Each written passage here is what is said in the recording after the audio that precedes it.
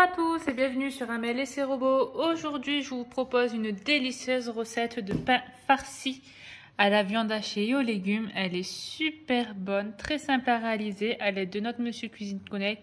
Vous voyez, on a un pain super moelleux, super aérien, trop bon.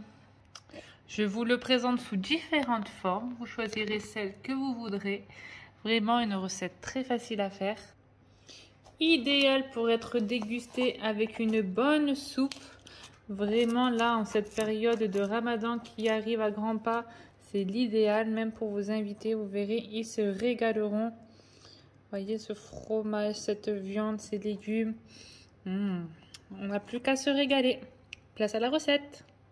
On aura besoin d'un œuf, de 20 g de levure boulangère fraîche, donc c'est la moitié du cube, ou de 10 g de levure sèche boulangère, 300 g de lait, 10 g de sucre en poudre ou une cuillère à soupe, 500 g de farine, une cuillère à soupe ou 10 g de sel et de 35 g d'huile d'olive.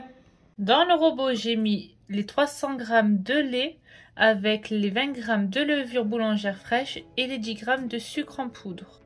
Je ferme le robot avec le gobelet doseur et je pars pour 3 minutes, vitesse 2, 37 degrés. Pendant ce temps, je sépare mes blancs des jaunes. Voilà ce qu'on obtient. Maintenant, je peux y mettre mon blanc d'œuf, mes 500 g de farine, ma bonne pincée de sel. Je ferme le robot, j'enlève le gobelet doseur. Et là, je vais en mode malaxé, 45 secondes, vitesse 4. Hop, je mets play. Les 45 sont écoulés, j'enlève le robot de son socle. Et voyez la pâte qu'on a obtenue, déjà, elle est très belle. Elle est déjà très souple. Donc là, on laisse reposer pendant 40 secondes pour que le robot ne chauffe pas. J'ai remis mon bol sur son socle, j'y ajoute mon huile d'olive. C'est ici aussi que vous ajustez s'il vous manque de la farine ou un peu de lait. Je ferme le robot et je pars cette fois pour 2 minutes, donc le maximum, vitesse 4. Et voici la très belle pâte que vous obtenez. Elle est très souple, très facile à étirer et elle colle vraiment très peu, vraiment très légèrement. On m'a demandé comment j'enlevais mes pâtes à l'intérieur du robot, donc voilà, je ramasse la pâte, je prends le principal et souvent il reste des petits morceaux et avec ces petits morceaux, hop, vous tapotez. Comme ça ramasse toute la pâte qu'il peut y avoir dans votre robot. Comme elle colle un peu, souvent c'est la texture des pâtes que j'aime avoir. Donc, voyez, hop, vous appuyez et ça ramasse un petit peu. Et voilà. Je mets ma pâte dans un saladier sous un film alimentaire. Je couvre d'un torchon et je laisse pousser jusqu'à ce qu'elle double de volume. Pour votre jaune d'œuf, ne vous inquiétez pas, il vous servira de dorure pour la fin de la recette. On le met sur le côté. Pour la farce. Ici, je vais faire une farce à la viande hachée et aux légumes. Vous pouvez très bien la faire soit que à la viande, soit que aux légumes et avec les légumes et les viandes de vos choix. Donc, on a 500 g de viande hachée, un oignon, une courgette, 2 carottes, de la purée de tomates, environ 3 cuillères à soupe. C'est juste pour pas que notre viande soit sèche. Vous pouvez aussi utiliser même de la sauce tomate. Et ensuite, les épices, sel, poivre, ail, gingembre, paprika, cumin. Et un peu d'huile d'olive et d'huile neutre. Dans mon petit faitout, je mets une cuillère à soupe environ d'huile d'olive et d'huile neutre à chauffer. Mon huile a cuit, j'y ajoute mon oignon bien émincé. J'ai épluché et nettoyé mes légumes. Donc maintenant, à l'aide de ma râpe sur les gros côtés, je vais râper mes légumes. Vous voyez. Hop. Voilà ce qu'on obtient. Voilà ce que l'on obtient et on vient les ajouter à nos oignons translucides.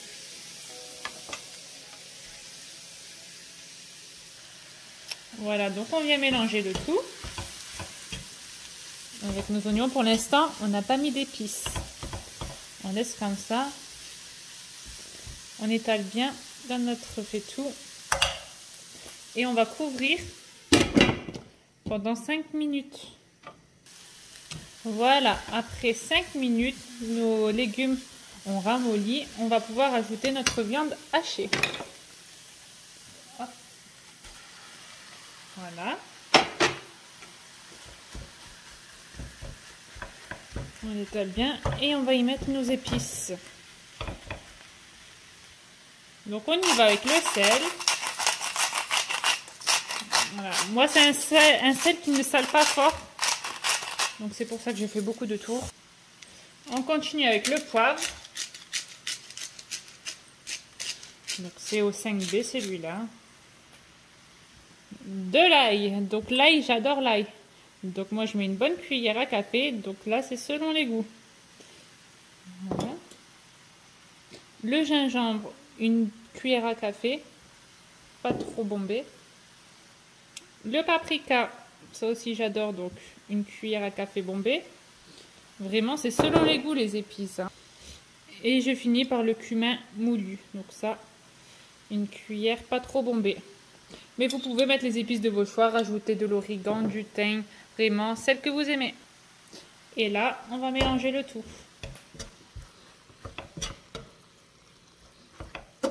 Ça sent super bon. Donc là, j'aplatis le tout encore et je vais couvrir pendant un bon 8 minutes.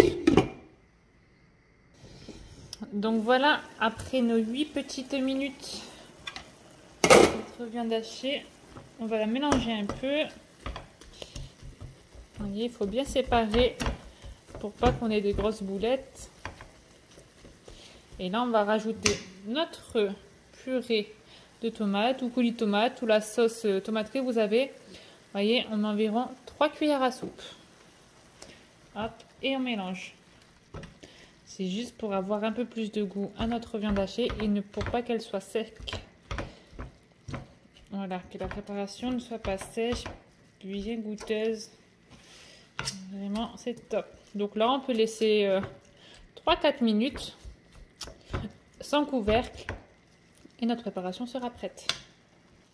Donc voilà, notre farce est prête et surtout cette farce-là, vous pouvez l'utiliser pour tout, pour vos pains farcis, vos galettes farcies, dans des briques. Vraiment, c'est une farce universelle. Donc vous pouvez même la faire en grosse quantité,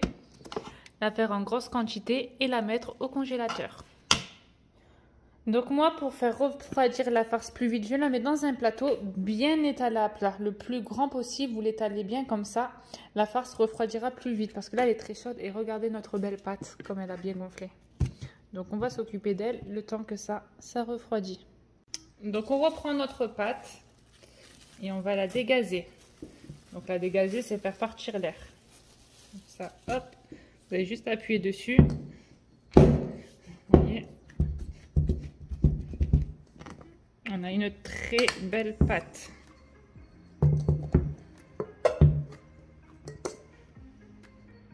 Comme elle colle un peu, je vais la fariner sur le dessus. Hop, et en dessous. Donc vous voyez, on fait comme ça. Voilà. Et on va former une boule. Parce qu'on va la découper en plusieurs pâtons. Vous voyez là, le dessous, vous l'écrasez. Voilà.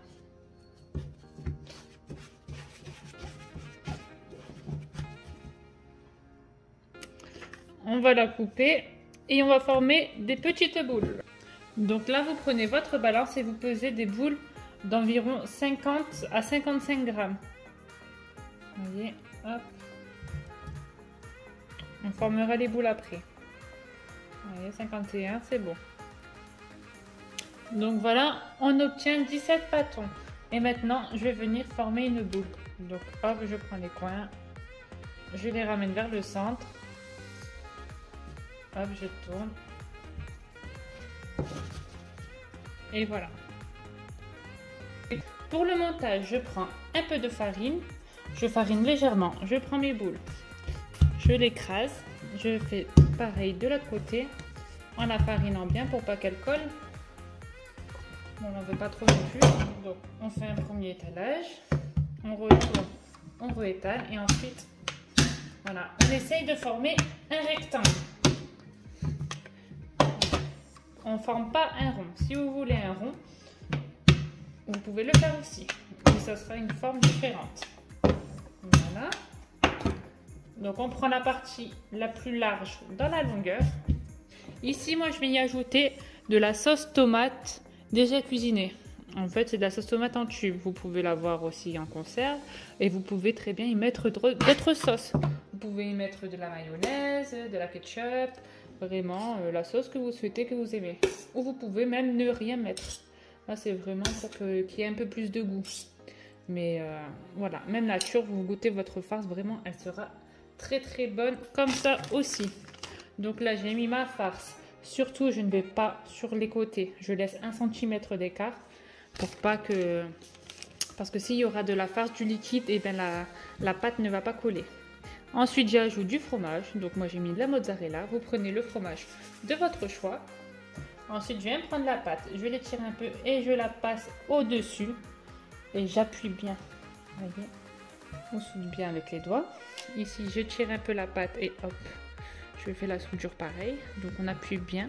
Vraiment, il faut très très bien appuyer. Sinon, pendant la cuisson, ça va sortir, ça va exploser. Donc vous voyez là, il y a un peu de liquide qui est sorti.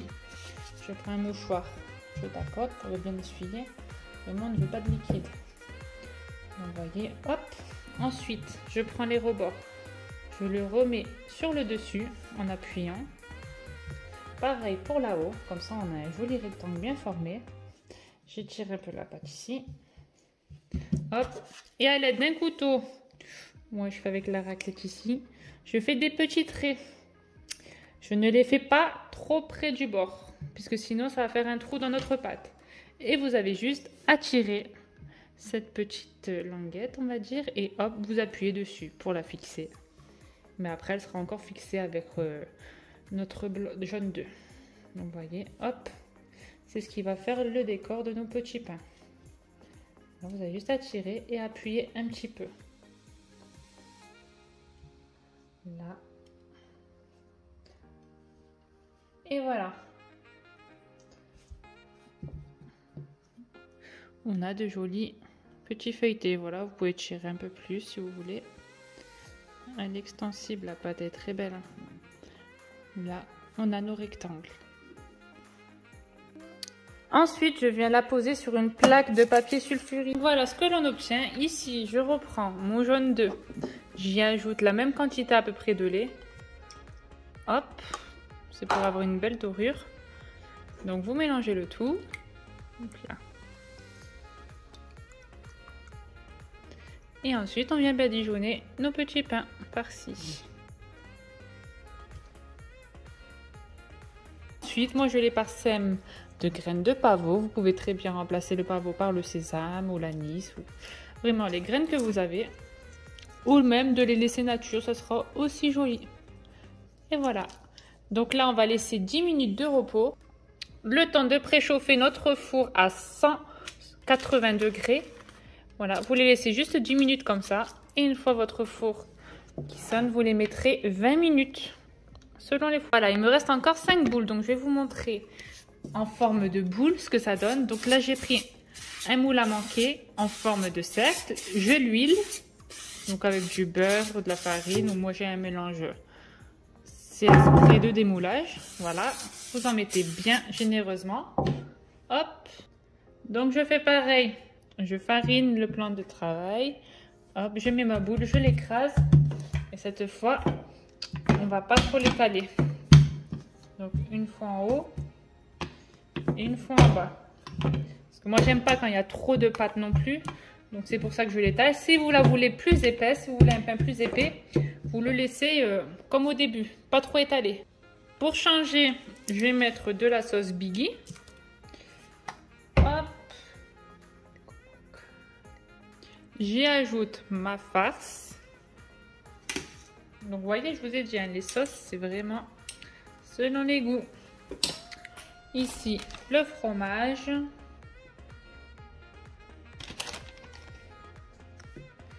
Hop. Et là, je viens regrouper le tout. Donc, moi, le plus simple, je fais face à face. Les côtés. Ainsi, en face à face. Et ensuite, les angles. Hop. Et voilà. Vous voyez, comme ça, on est sûr que c'est bien fermé. Vous appuyez. Vous le remettez un peu, hop, en forme de boule. Et voilà, ça part dans le moule. Tac. Voilà ce que l'on obtient. On badigeonne du mélange jaune de lait et j'y ajoute des graines de sésame. Et je couvre d'un torchon le temps que mes pains précédemment cuisent. Et voilà, c'est ici que se termine la recette. On a des super pains hyper moelleux, bien souples, bien remplis, c'est le plus important. Donc j'espère que la recette vous aura plu. N'oubliez pas de liker la vidéo et de vous abonner à ma chaîne. J'ai encore plein de recettes à vous faire découvrir. Et régalez-vous bien. Bisous.